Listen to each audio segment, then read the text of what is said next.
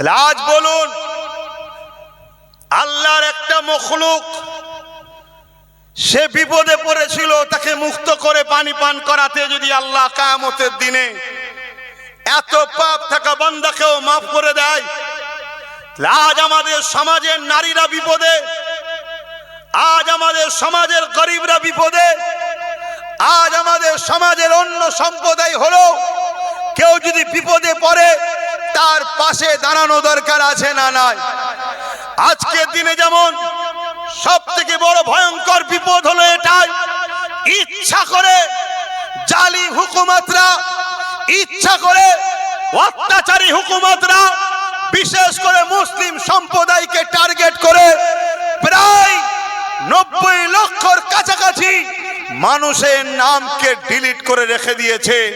এটা কি ওই মানুষদের জন্য বিপদের কারণ নয়? কথা বলুন, বিপদ না বিপদ নয়? আচ্ছা রেখে দেন, হ্যাঁ লাস্ট এলান আপনি দেবেন।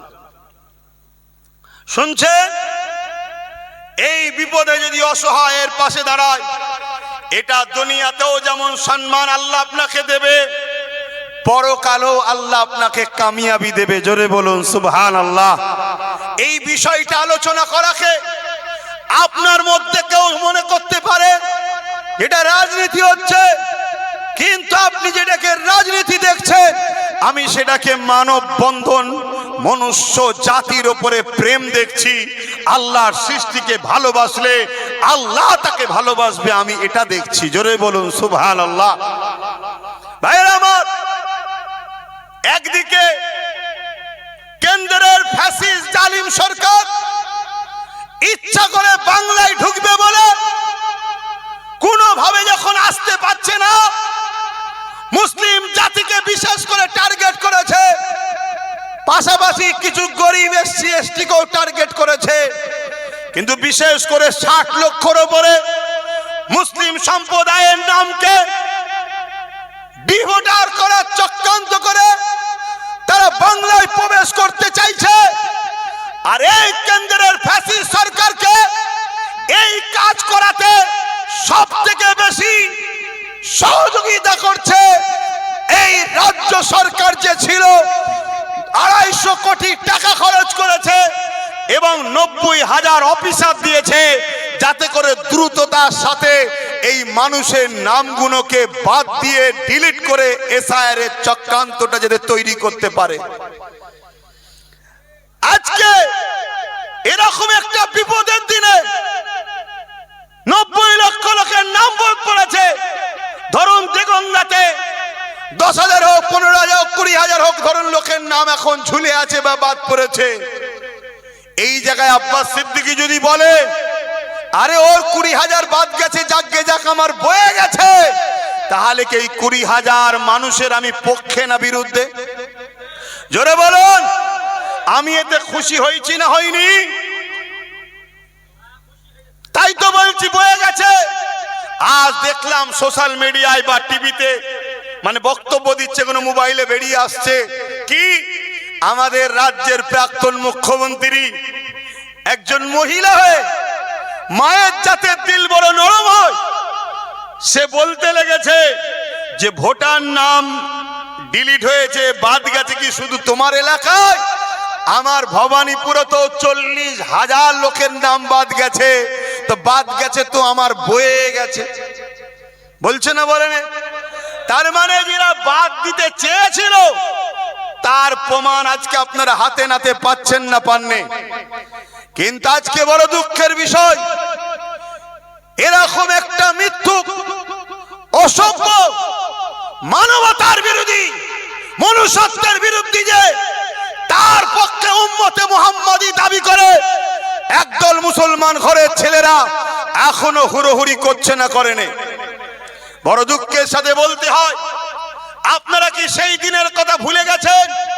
ওই কেন্দ্রের ফ্যাসিস্ট জালিম সরকার, ওই কেন্দ্রের মোদী সরকার, যে সরকার ক্ষমতার জোরে কখন কৃষকদের বিরুদ্ধে আন্দোলন করেছে, আইন তৈরি করেছে, আবার কখনো আদিবাসীদের জল জঙ্গলের বিরুদ্ধে আইন তৈরি করেছে, আবার 2024-এর শেষে 25-এর দিকে এমন করে একটা আইন তৈরি করলো যে আইনটা হলো ওয়াকফ কালা কানুন, ইসলামের সম্পদ মসজিদ মাদ্রাসা কবরস্থানের বিরুদ্ধে।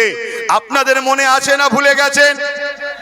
জোরে বলুন, মনে আছে না ভুলে গেছেন? কেন্দ্রের জালিম স্বৈরাচারী মোদী সরকার ক্ষমতার জোর দিয়ে মুসলিম জাতিকে এমন করে আসাম থেকে শুরু করে উত্তরপ্রদেশ গুজরাট থেকে শুরু করে সর্ব জায়গায় হত্যা মারছে, খুন করছে, জুলুম করছে। করতে করতে করতে আজকে সে হাত দিল কোথায়? ইসলাম ধর্মের সম্পদের উপরে। আমার মসজিদকে ভাঙছে, আমার মাদ্রাসাকে ভাঙছে, আমার কবরস্থান ভাঙছে, আমার খানকা ঈদগাহ ভাঙছে। আমি উম্মতে মুহাম্মাদীকে জিজ্ঞাসা করছি, তুমি রাজনীতির নেশায় তোমার এত ব্যস্ত, তোমার কবরস্থান চলে যাচ্ছে, তোমাকে হুঁশ করা দরকার আছে না নাই? তুমি রাজনীতির নেশায় এত ব্যস্ত হয়ে আছো, তোমার মসজিদ তোমার মাদ্রাসা মিটে যাচ্ছে, এদিকে হুঁশ করা দরকার ছিল না? ছিল না? তাই আজ আমি জানতে চাইছি, সেই কেন্দ্রের জালিম সরকার, অত্যাচারী সরকার যে আইন তৈরি করেছে, সেই আইনকে প্রাক্তন মুখ্যমন্ত্রী বাংলার যে ছিল সে মেনে নিয়েছে না লাইনে? জোরে বলুন। তাহলে এও আমার ওয়াকফের দুশ্মন হ্যাঁ কি না? জোরে হাত তুলে বলুন, দুশ্মন হ্যাঁ কি না? হাত তুলে বলুন, দুশ্মন হ্যাঁ কি না? তাহলে আমার মসজিদের যারা দুশ্মন, আমার কবরস্থানের যারা দুশ্মন, আমার ওয়াকফের যারা দুশ্মন, আমার মাদ্রাসার যারা দুশ্মন, আমি উম্মতে মুহাম্মাদীকে বলছি, রাজনীতি করছো করো। রাজনীতি করতে গিয়ে আল্লাহ দ্বীনের দুশ্মনদেরকে শক্তিশালী করে জাহান্নাম যেন কিনে নিও না, এই সতর্ক করা দরকার আছে না নাই? এবারে আমার এই কথাতে 50টা লোক শুনে পরিবর্তন হতে পারে না? পারে না? আমার এই কথাতে 500 লোক আমার বিরুদ্ধে চলে যেতে পারে না? পারে না? আমি এই 500 সংখ্যাও দেখব না, 50টা সংখ্যাও দেখব না।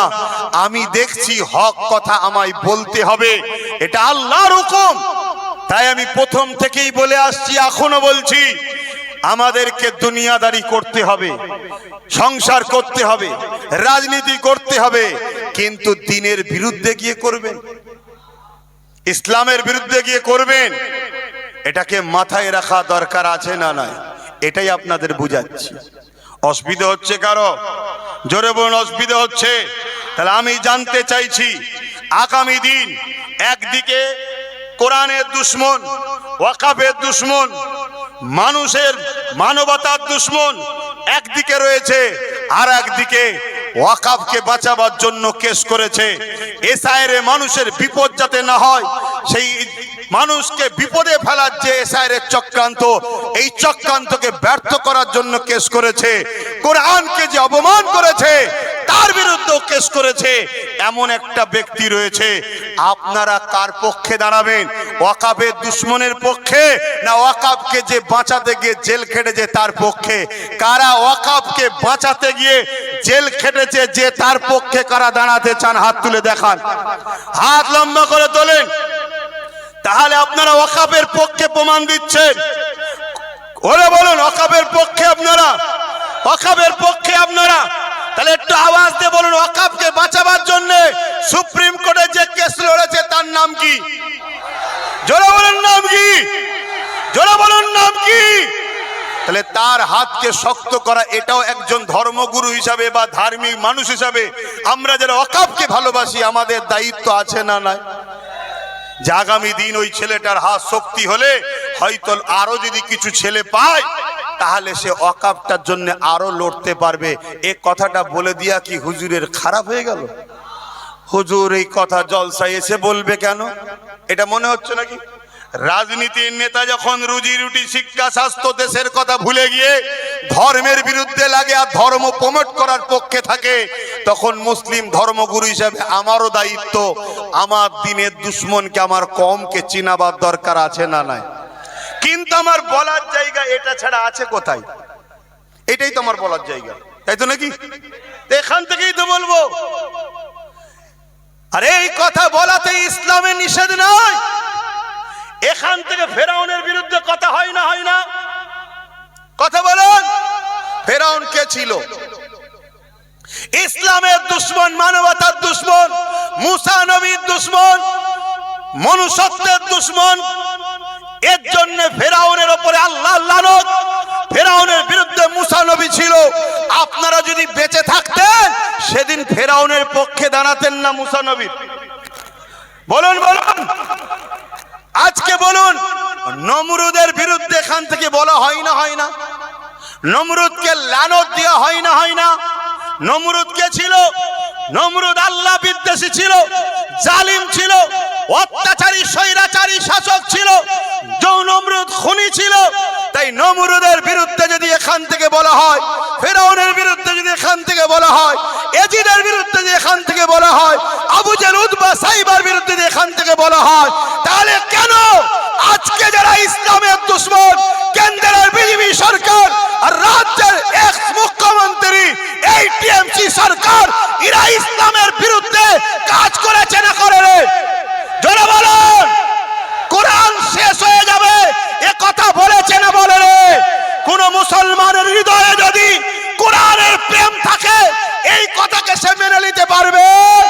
তাহলে যে কোরআনের দুশ্মন কোন মুসলমান তার সাথ দিতে পারে?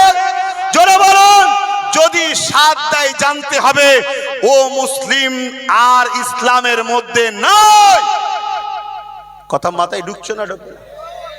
আজকে সামান্য উদাহরণ দিচ্ছি, কোন টিএমসি দলের লোক যদি অন্য দলের সঙ্গে ঝান্ডা ধরে সাথ দেয়, টিএমসি তাকে ভালোবেসার নেবে, তাকে সাপোর্ট করবে? আচ্ছা, আরো যেসব দল আছে, বিজেপি ধরুন, যদি অন্য বিজেপির দলের লোক যদি অন্য দলে চলে যায়, বিজেপি তাকে আর সাথ দেবে? জোরে বলেন। আরো যেসব দল রয়েছে, কথা বুঝে আসছে? তো সেই জায়গায় তুমি যদি বলো টিএমসি থেকে অন্যদিকে চলে গেলে টিএমসি যদি সাথ না দেয়, কেন? তোমার বিরোধী দলে চলে গেছে তাই। তা যারা আমার মসজিদ মাদ্রাসা কোরআনের দুশ্মন, তাদের সাথ দিয়ে তুমি ইসলামে থাকো কি করে? আমার কথা মাথায় ঢুকছে না? ঢোকে নে? লাস্টে হাদিস দিয়ে প্রমাণ দেবো। আগে প্রথম মানুষ তো সাধারণটা বলছি, তারপরে দলিল লাস্টে দেবো। অসুবিধা হচ্ছে আপনাদের? জোরে বোন, অসুবিধা হচ্ছে? আপনি ভাবছেন এ ওয়াজ করছে কেন? আরে এখন তো পরীক্ষার সময়, যাতে আমার কম ভুল জায়গায় সুইচটা না টিপে ফেলে, বুঝাবো না? আমার কম সুইচ টিপবে এমন জায়গায় আপনার ভোটেতে জিতে আমার মসজিদ ভাঙবে, তাকে ভোট দেবেন? আপনার সুইচে জিতে, আপনার ভোটেতে জিতে বলবে মাদ্রাসার বাচ্চাদের মিড ডে মিল দেবো না, কুকুরের বাচ্চাকে দেবো, তাকে ভোট দেওয়া যাবে? আপনার ভোটেতে জিতে কেউ বলবে কোরআনে সূরা তওবার 5 নম্বর আয়াত হিংসা ছড়াচ্ছে, আর তার বিরুদ্ধে কয়েক হাজার কেস হবে, উপরন্তু যার নামে কেস হচ্ছে তাকে ধরবে না, তাকে ধরবে না। আর মালদা জেলার একজন কাদিরি সাহেব, মৌলানা সাহেব, বেচারি নির্দোষ, কিন্তু এই এলাকায় তাদের প্রভাব আছে, সেই এলাকায় তার বিশাল প্রভাব, মানুষ তাকে খুব চেনে চায়। যখনই দেখছে সে আইএসএফ এর পক্ষে দাঁড়াতে চাইছে, জানছে দাঁড়ালেই তো জিতে যাবে, আমি হেরে যাব, কোথাকারের ঝামেলায় তাকে তুলে নিচ্ছে। কথা বুঝলেন? তারপরে আবার আরেকজন উকিল সাহেব, এই নাম জানেন তো নাকি? হ্যাঁ, আমি তার নাম বেশি বলবো না, কেন লোকটা আমার নজরে খুব একটা সুবিধা নয়, কিন্তু কিন্তু আন্দোলন গরিব দুঃখীর হয়ে করে। কেন সুবিধা নয় অত ভেতরে ডিটেলস আমি যাচ্ছি না, কারো আয়েব বলতে আমি বেশি চাইছি না, কথা বুঝে আসছে তো? সেই জায়গায় কিন্তু সে যখন আন্দোলন করতে উঠলো, অ্যাকচুয়ালি সে আন্দোলনে যায়নি, পুলিশ নাকি তাকে ডেকে নিয়ে গেছে যে একটু বুঝিয়ে সান্ত্বনা করুন। আর সে বুঝাবার আগে তার একটু ফটো তোলার খুব শখ, তা একটু ফটো যাতে ওঠে, কিছু কথা বলেছে যে কথাগুলোকে আমি অ্যাকসেপ্ট করছি না। কিন্তু তাকে যখন পুলিশ ধরলো, তখন রাজ্যের প্রাক্তন মুখ্যমন্ত্রী কি বলছে? মেন কালপিটকে ধরে ফেলেছি। ও একটা সময় কিন্তু এই রাজ্য সরকারের সাথেই ছিল, তখন কালপিট ছিল না, তখন আল্লাহর ওলি ছিল, কথা বুঝে আসছে?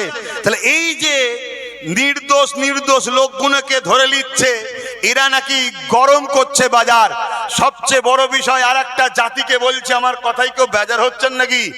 যদি বেজার হন নিজেকে প্রশ্ন করবেন। হ্যাঁ, যখন বলে মসজিদের ইমামরা জুম্মার দিনে উস্কানোমূলক কথা যেন না বলে, কই তখন তো তোর ব্যথা হয়নি?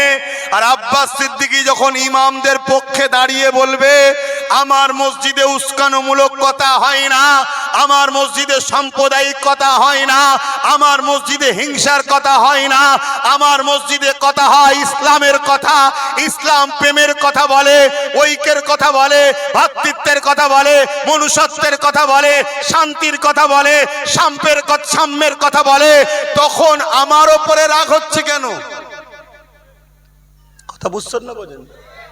তাহলে আপনাকে প্রশ্ন করছি, আপনি হয়তো মুসলিম ঘরের ছেলে, আপনার বাপটাও ভালো, মাটাও ভালো, কিন্তু এমন সোহবতে পড়ে গেছেন, সে আপনাকে হালাল খাদ্যর ভেতরে হারাম খাইয়ে খাইয়ে খাইয়ে খাইয়ে আপনার ভেতরটাকে খারাপ করে দিচ্ছে। তাই আমি যখন মসজিদের পক্ষে, ইমামের পক্ষে কথা বলি, আপনার তখন কষ্ট হচ্ছে। যেমন কদিন আগে এক্স মুখ্যমন্ত্রী বলল না কি, মসজিদের ইমামরা জুম্মার দিনে যেন সাম্প্রদায়িক উস্কানোমূলক কথা যেন না বলে, বলেছে না বলেনে? টোটাল ইমামদের গালে চুনকালি মাখালো না মাখালো না?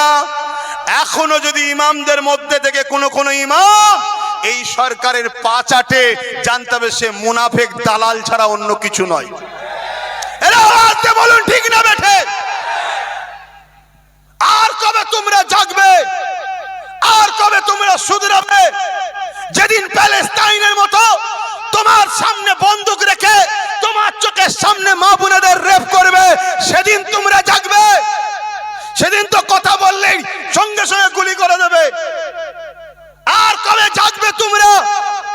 তোমার মাদ্রাসায় দুর্গা পূজা বুলডোজার চললো, তোমার ঈদগাতে নদিয়ায় বুলডোজার চললো, তোমার এই দেগঙ্গাতে কদমগাছি পঞ্চায়েতে ওয়াকফের জায়গার উপরে জোর করে টিএমসি পার্টি অফিস করলো। আর কবে জাগবে তোমরা? তোমার এই বাংলায় শিলিগুড়িতে ওয়াকফের জায়গার উপরে বিজেপি পার্টি অফিস করেছে, রাজ্য সরকার পুলিশ দিয়ে তাকে রোকে নে। তার কবে জাগবে? জাগো জাতি জাগো। একটা ছেলে ছিল পুরো বাংলাকে হিলিয়ে দিয়েছে, তার সাথে যদি 15-20টা হয়, লড়াইটা বাড়বে না কমবে? জোরে বলো। সারা জীবন শুধু একটাই চিন্তা, আর ওই ভয়েতে আমাদেরকে শেষ করে দিল। তো এই যে দেগঙ্গার মাটিতে আমি ঘুরছি, দেগঙ্গার প্রত্যেকটা গ্রামে আমাদের ভালোবাসার লোক আছে না নাই?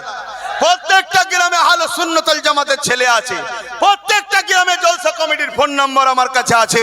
কম বেশি সব জায়গাতে যোগাযোগ করছি, এখনো চলছে, যা রিপোর্ট পাচ্ছি আলহামদুলিল্লাহ এবারে নওশাদের সাথে দেগঙ্গাও সাথ দিচ্ছে। তাহলে এই যে সুযোগগুলো, এই সুযোগগুলো হাতছাড়া করো না। কথা বুঝে আসছে? আমার কথাই কষ্ট নিলেন না? কষ্ট নিলে কিছু করার নেই। আপনি কার পক্ষে ছুটছেন বলবেন, আপনি কাকে দেখে ছুটছেন? আপনি জানেন না একদিকে একজন রয়েছে আর একদিকে আরেকজন রয়েছে। আপনি আমার কথাকে খারাপ নিলে কিছু করার নেই, কিন্তু সত্যটা বলতে হবে। যদি কেউ জিতার আগে যদি রেশনের মাল চুরি করে জেলে যেতে পারে, সে জিতার পরে কি করবে আপনি ভাবতে পারছেন? কত হাজার হাজার বাচ্চার মুখের খাবারকে কেড়ে নেবে, কত হাজার হাজার লোকের চালকে চুরি করে নেবে। আপনাকে ভাবতে হবে না? একটা ভোট মানে একটা শাহাদাত। আপনার ভোটে যদি চোর তৈরি হয়, তাহলে কিয়ামতের দিন আপনাকে জবাব দিতে হবে। আপনি আমার নবীর উম্মত, আপনাকে আমি বুঝাচ্ছি। আমি অন্য জায়গার কথা বলতে আসিনি, আমি এতটুকু বলতে এসেছি, যেখানে নবী বংশের আওলাদ নওশাদ আছে, সেখানে আপনারা তার সাথে থাকেন। এইটুকু বলার রাইট আমার আছে না নয়? আমার ভালোবাসার মানুষকে জিজ্ঞেস করছি, আছে না নয়? কেন? তার উপরে কথা বলার অধিকার আমার আছে। আজকে আমার ওয়াকফ নিয়ে, আজকে আমার কি বলে মসজিদ মাদ্রাসা নিয়ে, এসআইআর নিয়ে কেউ কথা বলার ছিল? বলুন। হ্যাঁ, এই কথাগুলো আপনারা বেজার হচ্ছেন, দুঃখ পেচ্ছেন। এই কথাগুলো এই জন্যই বলছি, জুলুম করা আর জুলুমকে সাপোর্ট করা এক, আলাদা নয়। জুলুম করা, জুলুমকে সাপোর্ট করা, বলবেন তো ভাই? এক, আলাদা। জোরে বলুন। আলাদা নয়। জুলুম করে যেমন জাহান্নামে যেতে হবে, জুলুমকারীকে কেউ সাপোর্ট করলে সে জান্নাতে যাবে নাকি? এ বিষয়ে দুটো হাদিস বলবো, শোনার ধৈর্য আছে?